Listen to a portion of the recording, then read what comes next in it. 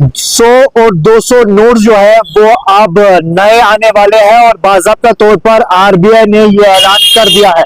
आपको बता दूं कि रिजर्व बैंक ऑफ इंडिया की जानिब से ये बाज़ाब्ता तौर पर ऐलान कर दिया गया है कि अब 100 और 200 नोट जो है वो अब नए आएंगे और बाज़ाब्ता तौर पर उन्हें ये भी कहा है कि महात्मा गांधी नई सीरीज जो है वो जल्दी ही हिंदुस्तान के अंदर आएगी। आपको बता दूं इसके साथ साथ में कहा है कि नए गवर्नर संजय मल्होत्रा ने बाज़ाब्ता तौर पर उस पर वो दस्तखत करेंगे और उसके साथ साथ उन्हें ये कहा है कि महात्मा गांधी की नई सीरीज को लेकर हम 100 और 200 नोट को जो है वो नए अंदाज में लाएंगे।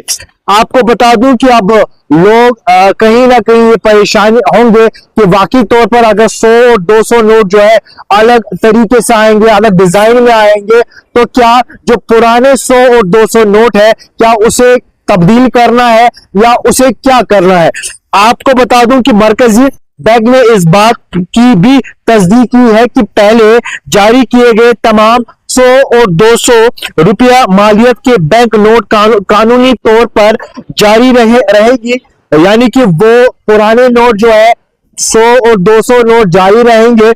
आपको बता दूं कि उन्होंने ये भी कहा है कि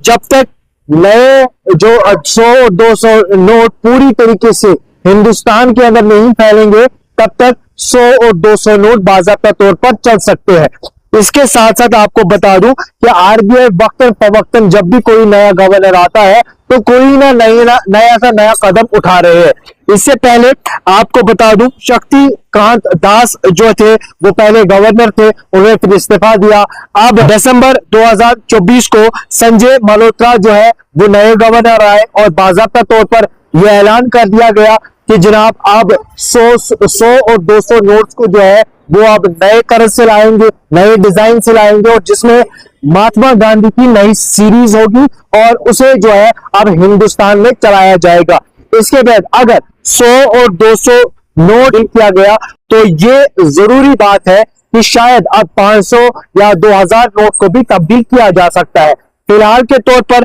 यह भी कहा गया है कि जनाब कि जो नया 200 नोट होगा, 200 रुपये का नोट का साइज जो होगा